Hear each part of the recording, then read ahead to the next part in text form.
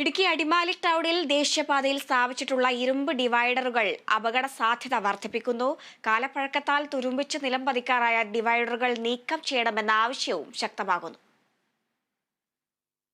വർഷങ്ങൾക്ക് മുമ്പായിരുന്നു അടിമാലി ടൗണിൽ കൊച്ചി ധനുഷ്കോടി ദേശീയപാത കടന്നുപോകുന്ന സെൻട്രൽ ജംഗ്ഷൻ ഭാഗത്തും അടിമാലി കുമളി ദേശീയപാത കടന്ന് കല്ലാർകുട്ടി റോഡിലും ഇരുമ്പ് ഡിവൈഡറുകൾ സ്ഥാപിച്ചത്.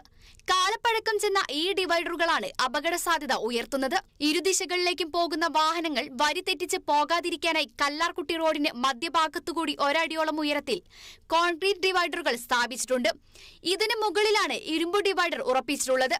എന്നാൽ ഈ ഡിവൈഡറുകൾ പലതും കാലപ്പഴക്കത്താൽ തുരുമ്പിച്ച് നിലം പതിക്കാറായ സ്ഥിതിയിലാണ്. അപകടാവസ്ഥ ജനിപ്പിക്കുന്ന ഈ ഡിവൈഡറുകൾ നീക്കം ചെയ്യണമെന്നാണ് ആവശ്യം. വർഷങ്ങൾക്ക് മുമ്പ് സ്ഥാപിച്ച ഡിവൈഡറുകൾ ഇപ്പോൾ ആകെ അപകടാവസ്ഥയിലാണ്. ഇപ്പോൾ വാഹനങ്ങൾ പോകുമ്പോൾ ഒരു നിമിഷവും മറിഞ്ഞു വീഴാവുന്ന അവസ്ഥയിലാണ് ആ ഡിവൈഡർ നിൽക്കുന്നത്. ആടി ഉടയുകയാണ്. ഒരു ബസ് പോകുമ്പോൾ ഓപ്പോസിറ്റ് സൈഡിലൂടെ പോകുന്ന ചെറുവാഹനങ്ങളുടെ മുന്നിലേക്ക് ഇത് മറിഞ്ഞു വീഴാൻ സാധ്യതയുണ്ട്. അതുപോലെ ആളുകളുടെ മുകളിലേക്ക് മറിഞ്ഞു വീഴാൻ സാധ്യതയുണ്ട്. വലിയ അപകടമാണ് ഇത് സംഭവിക്കാൻ സാധ്യതയുള്ളത്. അതുകൊണ്ട് അടിയന്തരമായി NHA ഇടപെട്ട് ഈ ഡിവൈഡറുകൾ മാറ്റി സ്ഥാപിക്കുകയോ അതല്ലെങ്കിൽ നിലവിലുള്ള ഉപയോഗിക്കാൻ പറ്റുന്നത് അടി ദ്രവിച്ചു പോകാതെ നല്ലത് എന്നുള്ളത് മാത്രം അത് ഉറപ്പിച്ചുകൊണ്ട് സുരക്ഷിതമാക്കാൻ കഴിയുന്ന സംവിധാനം ഉണ്ടാകണം. ശക്തമായ കാറ്റ് വീശിയാൽ നിലം പതിക്കാവുന്ന വിധം തുരുമ്പെടുത്ത് ദ്രവിച്ചു നിൽക്കുന്ന ഡിവൈഡർ ഭാഗങ്ങൾ ഇക്കൂട്ടത്തിലുണ്ടെന്ന് പരാതി ഉയരുന്നു.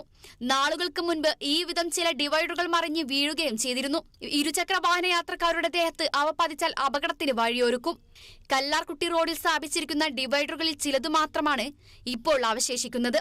കാലപ്പഴക്കത്താൽ തുരുമ്പെടുത്തവ നീക്കം ചെയ്യണമെന്നാണ് നാട്ടുകാരുടെ ആവശ്യം. Kerala vision news, Idukki.